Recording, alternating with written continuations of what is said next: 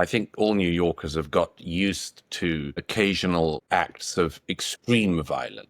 I'm thinking of attacks on the subway in particular. And we sort of got used to occasional acts of really extreme violence, which, as you say, in this case, is, to my mind, is most notable for three things. One is, as you mentioned, somebody carrying an assault rifle and not being stopped. It's just an example of that breakdown of trust that can occur where nobody intervenes because they see that the threat to them from intervening could mean the threat comes from them, and so on. The second is obviously and then the third is the way in which people wanted to interpret the target.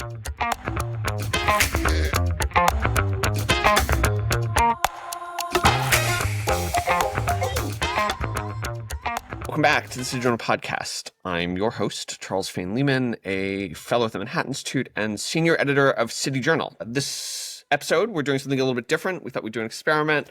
And so I'm very pleased to be joined by my colleague, Douglas Murray. Douglas is senior fellow at the Manhattan Institute and contributing editor of City Journal. He's a journalist and the best-selling author of 8 books. Now 8 books, right? Yeah, because I think that's the total. Including The War on the West, The Madness of Crowds, and his most recent book on democracies and death cults, which came out earlier this year. And we thought we had the opportunity to pick Douglas's brain, and so we thought we'd have a one-on-one conversation, talk about some of the issues that have come up on the show, the sort of core to what MI and CJ are interested in, but also what you're interested in. So thank you for taking the time. It's great to be with you. So I want to start us off by turning our attention to, I think, a story that drives with a number of themes. There's been a big focus of ours at CJ, and I'm curious for your thoughts on, as you may be aware, last week, New Yorkers were shocked by a mass shooting at 345 Park Ave. It took the lives of 4 New Yorkers, including an NYPD officer, an off-duty NYPD officer. The perpetrator, a guy named Shane Tamora, who killed himself during the act. It seems like, based on the reporting that has come out since then, he was trying to target the NFL offices in the building. He believed himself to have a football-related injury and was trying to draw attention to that, or at least that's the theory of the case.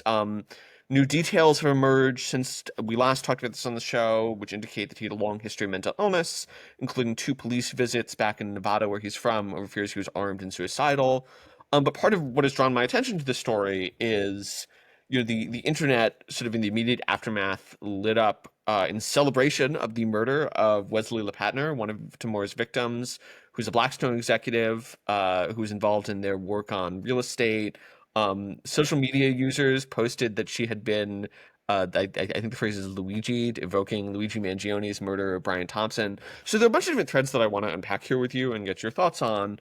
I think we can start with the story itself. I think there's something really evocative.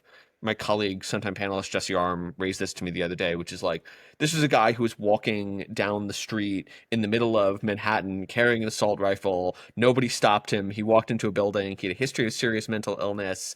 I'm curious, you've written about urban disorder, urban dysfunction. You and I have talked about this before. I'm curious about what you see that incident as symbolizing, how you think about how we get to a point where a crazy guy can unchecked kill 4 people in the middle of Manhattan. And this is in some senses normal.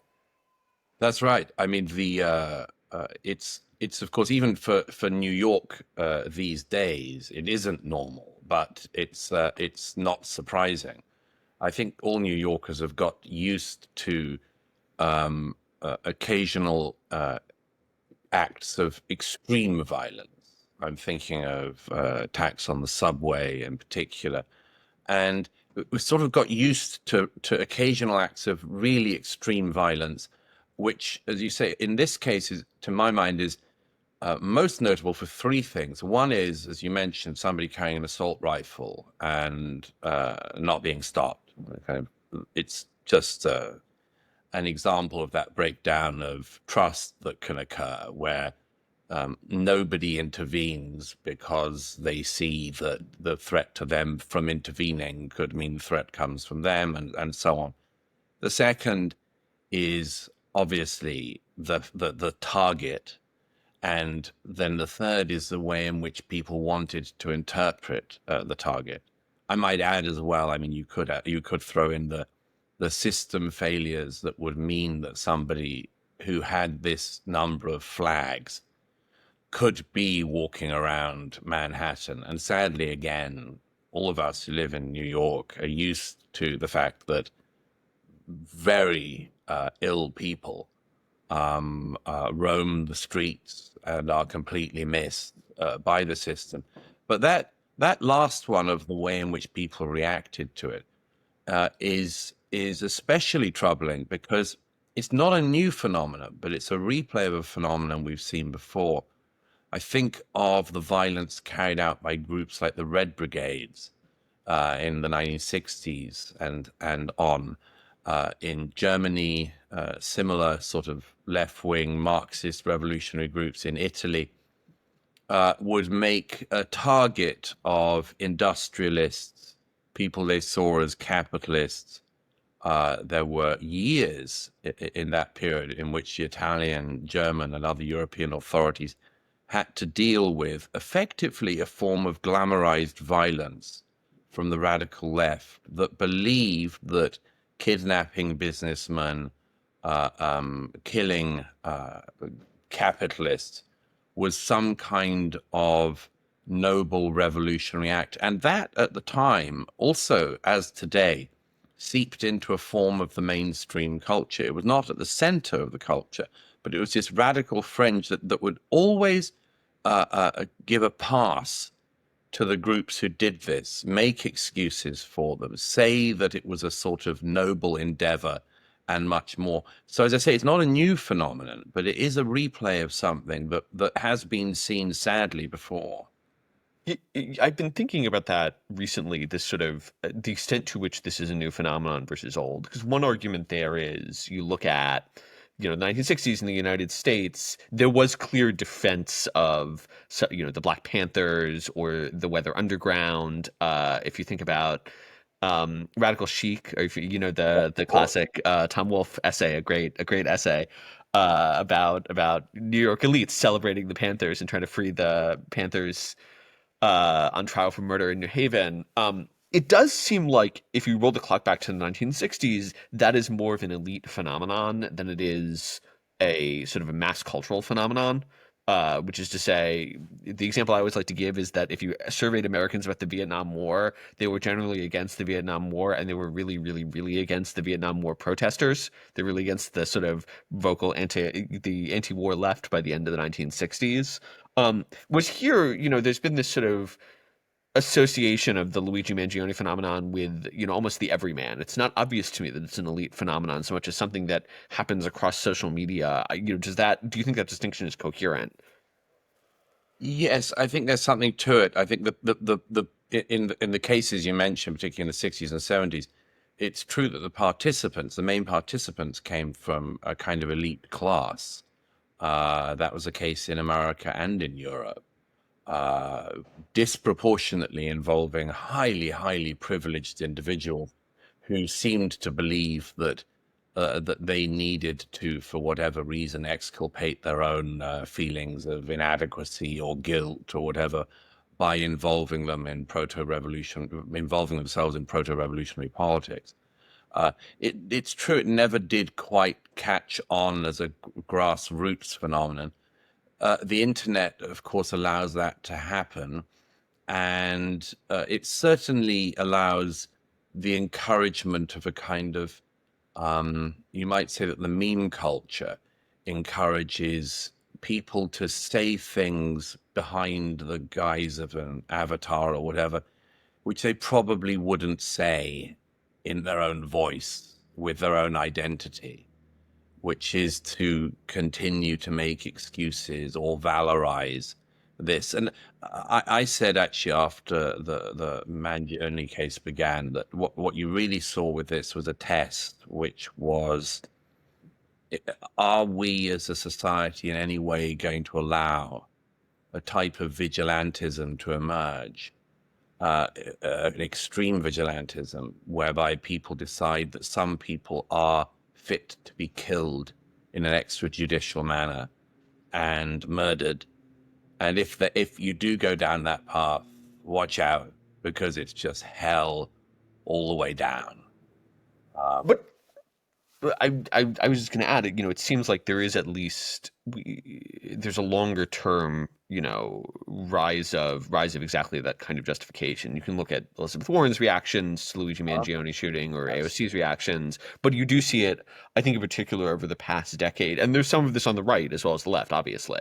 And there is that kind of like uh runaway equilibrium where one side does it so the other side does it, so you go back and forth and Absolutely. back and forth. It gets worse and worse and worse, but to me the issue is like why it does not strike me as hard to be unequivocal in condemnation of political violence, Yes. and yet people do it.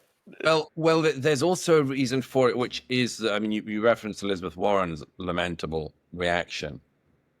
Uh, what people do, and this is the case with almost all terrorism, is there's always a tendency when an act of political violence, terroristic violence occurs, for people to try to use the act of violence as a way to justify their own existing prejudices so that they can say, and we saw this, for instance, in the most striking way after 9/11, people would claim that Osama bin Laden had acted because he was anti-capitalist.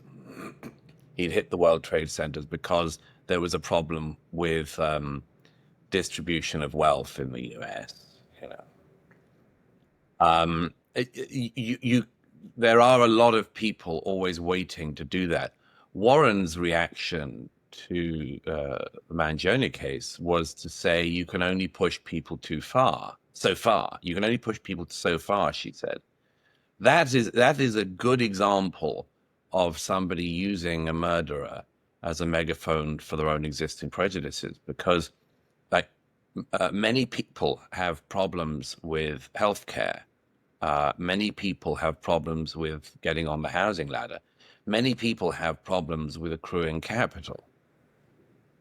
If a highly privileged individual can murder a health executive, and the response of a politician is, well, he was obviously pushed too far, then all they're really doing is saying, if you don't do what I want politically, we're going to see more of this. And so you better watch out and do what I say. And that also is a very familiar tactic in the history of violence, is for people to leap in and say, effectively, if you don't agree with me and do what I want, I can't promise you that more people aren't going to emerge and carry out acts of extreme violence. And that I think is a really lamentable place to be. And you're right, it can happen and has happened on all political sides. But I think it is much to be avoided if an avowedly right-wing terrorist were to carry out an act of equivalent violence. I'd like to think that most of the conservative movement in the United States and elsewhere would simply condemn the act and would not try to use it to further their own cause. Yeah, I mean, I think you saw that the attack on Nancy Pelosi's husband, or there's Cesar Sayoc, who sent a number of pipe bombs to Yeah. congressional Democrats. That was not a big. He did not, people were not wearing sweaters with his face on them as they are for Luigi Mangione, which is we just ran a I'm not sure if you saw this. Our colleague Chris Rufo interviewed Taylor Lorenz, Uh-huh. the journalist come influencer, and in the relevant part, he asked her, in essence, if the murder of a healthcare executive could, by some improbable series of events, result in the single payer healthcare being implemented in the United States, would that be justified? And her answer was, in essence, well, I don't know, maybe. Like that could be true. And so, I think there is this sort of ideological fixation, or these objects of ideological fixation, right? You're from the UK where they have a single payer system. I would assert that it has pros and cons. I don't think it works great, but it's not, utopian by any measure. But, it sort of becomes this cultural fixation of like, we need to solve the horrors of the capitalistic healthcare system by looking more like Canada, and that justifies murdering people. It's a very odd way of seeing the world, very detached from reality to the social media angle. Yeah, unfortunately, it plays into a very basic, unfortunate human instinct that some people have, which is the desire to be at the center of revolutionary times. And they have no idea what they could unleash. They have no idea what has happened historically when you allow that particular part of society to be breached. Yeah, I think there's to ask about your work just a little bit.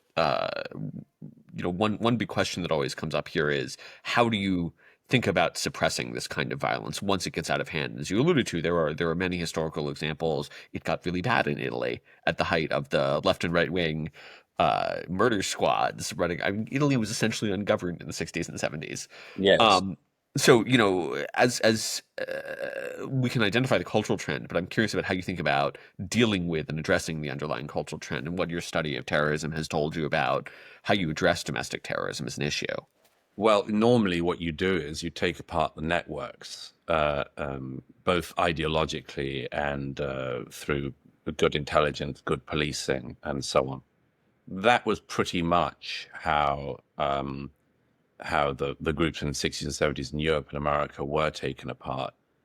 But the bit about the bit about tackling the cultural bit of it that has gone wrong is really crucial. You mentioned radical chic earlier, and of course, recently the conservative activist David Horowitz died, and I knew him a little, and his journey politically really occurred because he was involved with the Panthers and others, and after the murder of a colleague by them, started to realize that he had fallen in with a very, very wrong group of people.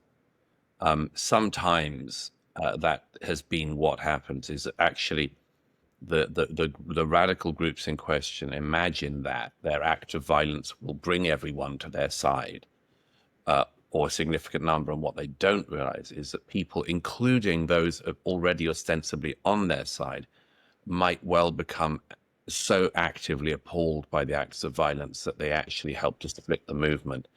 But there's one caveat to that, of course, which is that if this was to happen more in the US, it seems to be a relatively standalone phenomenon for now, which in one way is good, of course, because it means, not organized, not able to cooperate and plan and plot.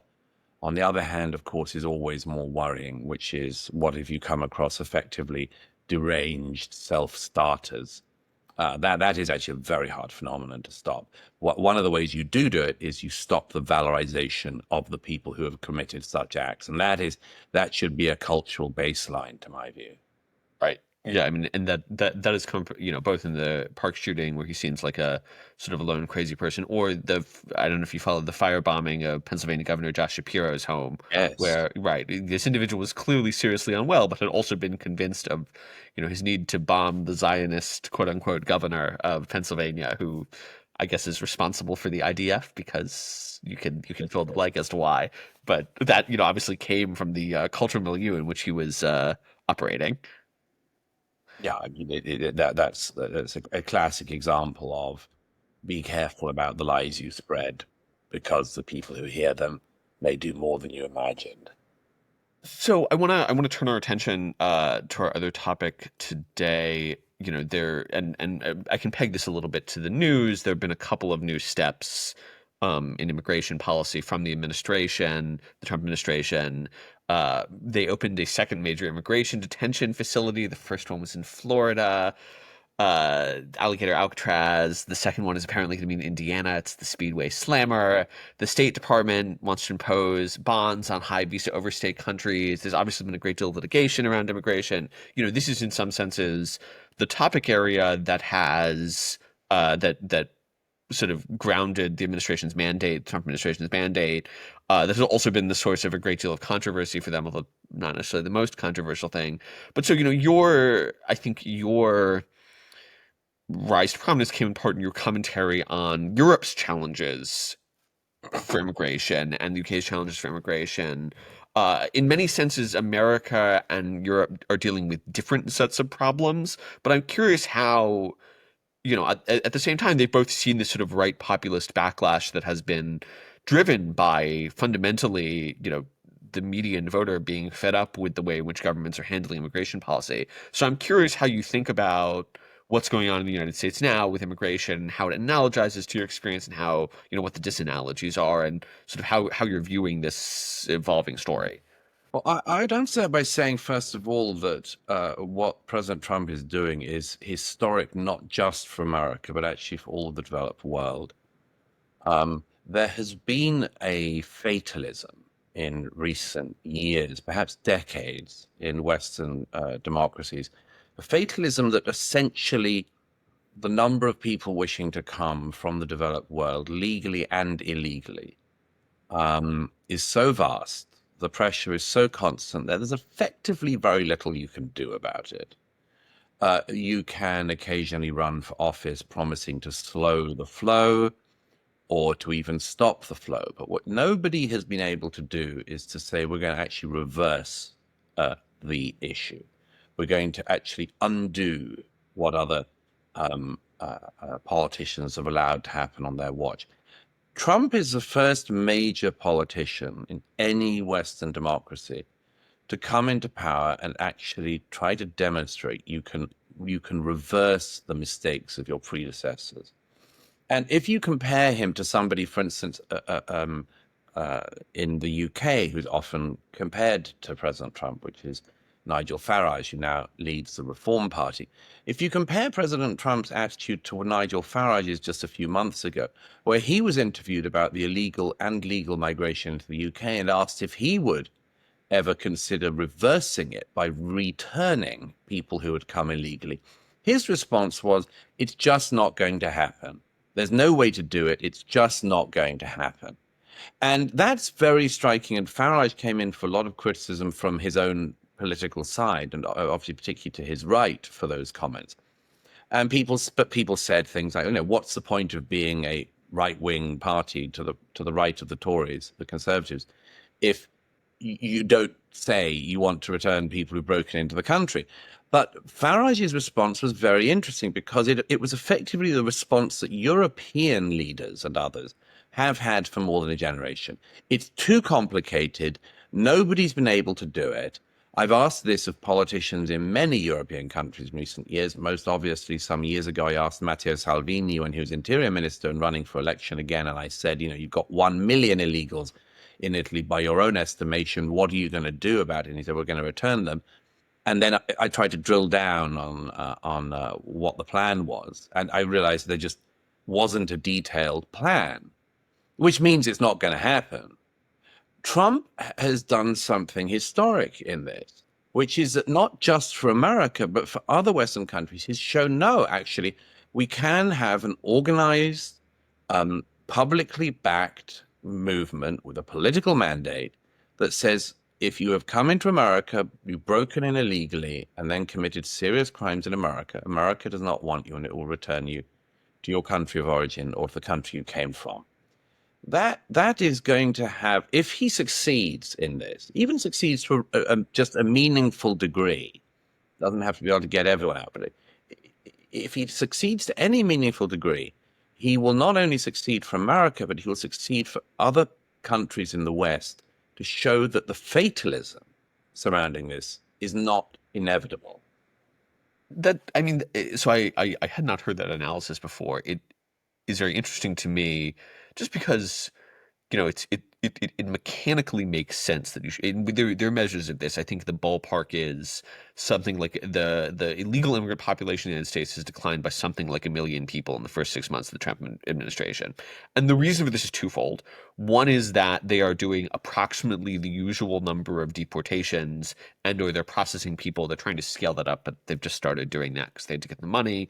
And the other one is just they stopped people stopped arriving at the border because they knew that Trump would aggressively return them. And if you stop adding people to the queue and you keep processing the queue, then mechanically the queue will get shorter. That is in fact introductory queuing theory. Fun fact. It's a little nerdy in the weeds, but the bigger point is, it's not an impossible problem to say we're going to give you some due process and then we're going to remove you from the country. So where does that fatalism come from? And I want to ask a related question to this, which is, there's been this repeated observation at European politics, which is that if left or moderate right parties would simply shift right slightly on immigration, they would no longer have a far right problem. The obvious example of this is the Danish, where the Exactly. Danish Social Democrats did moderate on immigration, and they run the country, and the Danish right has no sway because people want that problem solved. So, I mean, why don't parties do that? Why, what is the ideological or rational self-interest explanation for that fatalism? Because it seems crazy to me. Well, the main one was what Powell famously said in 1968, which was that the problem grows, and it's easier to say that you will put it off for your successor to deal with, even though by then the problem will have grown. It's simply regarded as, and this is now more than half a century of policy that is basically predicated on the fact that it's just too difficult. And if you look at the challenges that most Western liberal democracies, in fact, all Western liberal democracies have faced on what should be the easiest cases to adjudicate in terms of somebody not having a right to be in the country in question. If you look at how difficult it has been on the most extreme cases, people involved in acts of violence, people involved in terrorism, people involved in sedition, and so on. If you see how many appeals even these most extreme cases get to go through, the length of time, the cost, the expenditure to the taxpayer in paying the legal bills of people who have broken into the country. If you look at all of those things, you can see one of the reasons why they put this off. If Trump and Homan managed to deport on an average day the number of people they have managed to deport on their best days, if they do that on their average days, they will have to spend the rest of this administration, the next 3.5 years, keeping that up just to undo much of the Biden era illegal migration. That is a very tough proposition. And again, it's much easier. It would be much easier for Trump, for anyone else, to do this for a bit, run out of political will, and end up doing what many Republican voters are annoyed about Republicans repeatedly doing, which is calling for a tough border, seeing the border become far more porous, and then calling for an immigration amnesty. Right. Well, and I think in some senses the Trump toughness shifts the equilibrium a little bit because the fight has always been about the left wants an amnesty and the right wants border enforcement, but nobody ever really talks about reducing the number, to your point. And I think Trump has changed the game a little bit. It turns out that the number can be reduced without having to make a deal for amnesty, which is a Yes. remarkable thing. Part of my interest here is how you think about the sort of politics of immigration in the US versus Europe. And one component of this is that I think there's a greater cultural distance between Europeans and the average arrival to Europe than there is between Americans and the average arrival to America. They may or may not agree. Part of the concern, which you've written about, is the way in which many arrivals to Europe are driven sort of ideologically hostile to Europe, or ideologically hostile to the individual polities that they come to. Do you see, when we're talking about sort of the problem of immigration, right? That's sort of a core political problem of the moment. We're talking the problem of immigration. Where do you see that coming from? Why is immigration viewed as problematic by these publics? And do you think that what is happening in Europe is the same thing that's happening in America, or are they different problems? They're different, but I do caution American conservatives and others not to be too optimistic about the better position that some of them say America is in. I've heard all of this century, uh, let's say left-wing conservatives, saying things like, well, we're lucky because, basically we mainly get Hispanics, whereas the Muslim migration to Europe causes a much bigger problem for Europe than the Hispanic migration to America. There is something in that. There is something in that, but not everything. And if you consider that, for instance, when ICE was acting to deport illegal migrants who were also criminals in California recently, the protests that came up included, I mean, crowds waving what? Not the American flag, not the country that they had come into legally or illegally, but flying the Mexican flag and much more. And then you got people celebrating that and saying, yes, go girl, show them how, you're not losing your identity. This is a Mexican versus American thing. It's by no means as mellifluous a process in America as some conservatives and others have liked to reassure themselves that it is.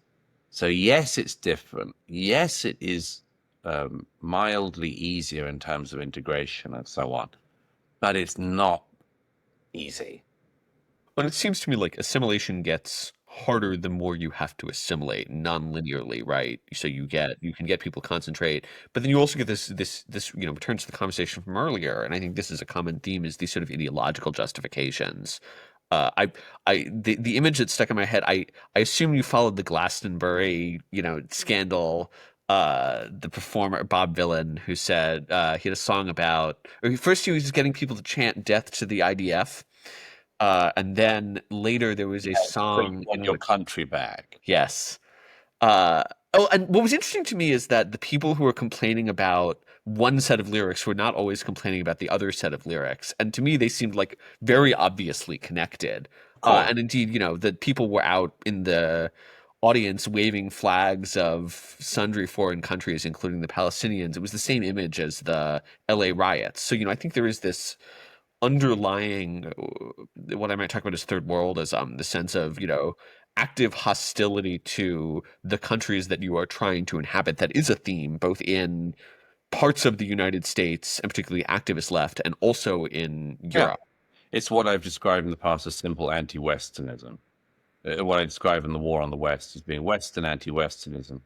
It's inculcated here, whereby anything is good as long as it's not ours, and everything is bad if it is ours. And it's one of the biggest divides of our time, whether or not you fall into that cult. So I think, and then I want to talk a little bit about you, but this is, do you see this as related, to put a bow on everything? Do you see this as related to the Luigiism phenomenon? Are these two concepts connected? Should we understand them as culturally interrelated? And if so, how? Yes, absolutely they are. They are. I think of it as being rather like loose collections of mercury on the radical sides of politics, which are always looking for a way to gather together into a larger, understandable blob. And some of that has migrated towards Palestinianism in the last few years. Some of it has migrated. There's always the baseline one of, climate crisis, climate emergency, activism, anti-capitalism, BLMism. It's always looking for a way to finally coagulate and be explicable and then do something. uh, it speaks to people in need of a cause. And unfortunately, and perhaps increasingly in our societies, there are such people hanging around who will literally pick up any banner they're given. Fair. All right. Before we go, I wanted to. Our producer Isabella flagged for me a story, and she said you have to get Douglas's reaction. Because I don't know if anyone else has asked you about this, but you won. You were recently sued for defamation, and you won. Like this happened just very recently. I will admit I've only learned a little bit about the story, so give our listeners who are not plugged in a little background on what happened and what the outcome was. As I say in my Spectator column this week, I think that one of the aspects of being a columnist, journalist, writer, which the readers often underappreciate, is the extent to which one has to involve oneself with legal turmoil for saying things that are true. Because of UK defamation law, this is particularly the case there. Yes, 3 years ago now, I wrote a column for the Spectator called "The Downsides of Diversity," because there had been significant unrest in a town called Leicester in the north of England. There had been Hindu-Muslim unrest between the two groups, and there is a person called Mohammed Hijab who is an online pugilist, sort of Islamist, sort of influencer. And he had gone up from London to Leicester and had whipped up crowds of clearly Muslim men in a very demagogic fashion. And I mentioned him in the piece.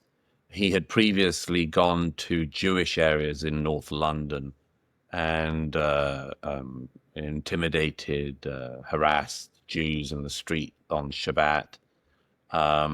He had also attended a counter protest outside the Israeli embassy where he gave again a very demagogic speech to a crowd of masked men, saying, we have no fear of death and much more. I described him as, I think, just a common street agitator.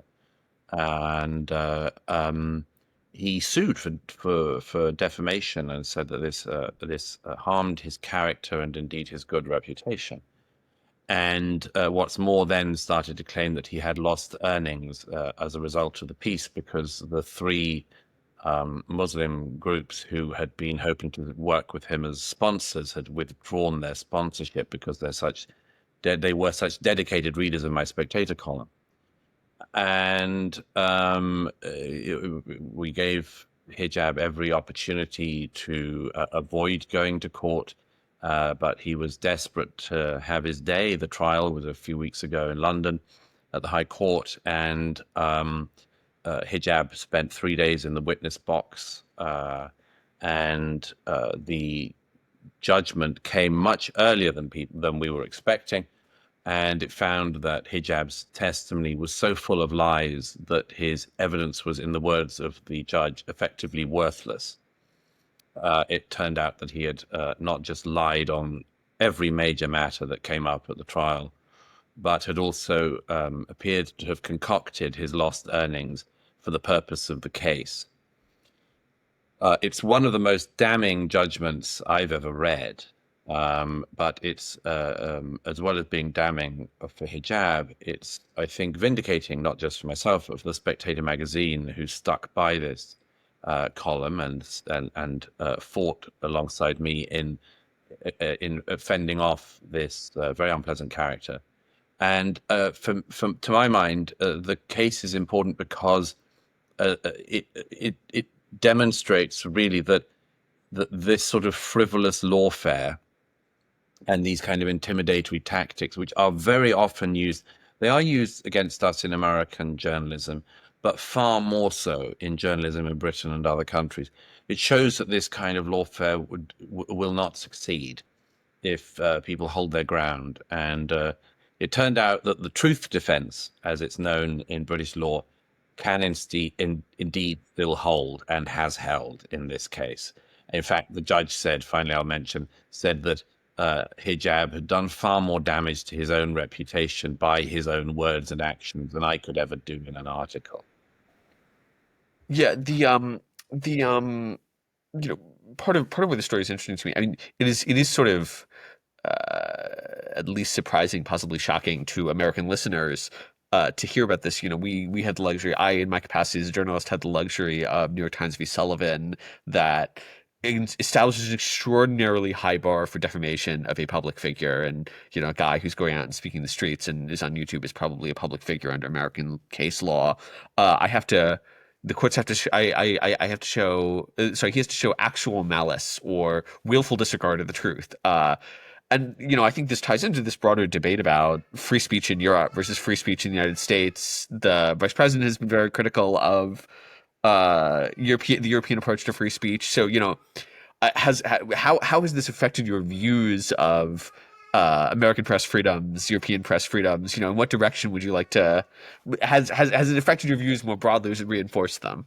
It's reinforced my views broadly that the founding fathers were as great as I thought they were, and that the framers of the Constitution were as great as I thought they were, and that the First Amendment is one of the greatest gifts to America that the founders ever gave, a profound, insightful, vital foundation upon which all other liberties are built. Just to dovetail with my the themes of the prior conversation, why you know this all seems obvious to Americans, right? Like the idea that it would be somebody could sue you for saying something that was true and just sort of an argument is crazy, I suspect, to most of our listeners. Why don't people see that in the UK, or do people see that? Is that another case of inaction? I think a lot of people do see it. A lot of people are simply unaware of it. The extent to which, as I mentioned in my Spectator column this week, the extent to which a number of journalists I know spend more time dealing with their lawyers than with their editors these days. Uh, it's not really understood, I think, by the general public. Although in the era of social media, it's starting to be because of the attempts to police social media more aggressively. I said some years ago in a column that if you notice the subjects that the British and other media avoid, they avoid issues that are highly litigious areas where vexatious litigants will come for you. And as I mentioned there at that time, this is some years ago, I said there are two things that editors are most desperate to avoid. One is anything to do with trans, and the other thing is anything to do with jihadism. And I said that's a shame because they're two of my favorite issues. And I was looking forward to the day when I could really cause my editor to have a breakdown by writing a column about a transsexual jihadist. Um, Maybe at that point, like the whole vortex would explode, but till that day. Have you gotten to write that column? It must have happened. But believe me, I have my eyes open for the case. Okay. I'm sure you could find that person on TikTok right now. They're probably currently just dating in Portland. Before we go, I just want to ask about, the personal question is a little bit weird, but what has been your response to the whole lawsuit? I mean, I assume you're happy about the outcome. I assume you feel vindicated, but has it caused you any stress, or were you always sort of certain that justice would prevail? You can never be sure, absolutely 100%. I was confident. I'm afraid it's a unfortunate just fact in my career and the things I write about that this sort of thing happens. But I've been vindicated before. I've been vindicated this time. I'll be vindicated again. Well, I wish you best of luck. I think that's about all the time we have. So thank you, Douglas, for taking time for this conversation. Thank you as always to Be with you. thank you as always to our producer, Isabel Ejai. Listeners, if you've enjoyed this episode, please don't forget to like, subscribe, press all the buttons that you need to press in order to obtain further information about the City Journal podcast on YouTube or any other platforms where you listen to us. If you have comments, questions, feel free to leave them down below. We might answer them. I can't promise that Douglas will answer them. If he does, it will not be in a defamatory fashion. Until next time, you've been listening to the Digital Podcast. We hope you'll join us again.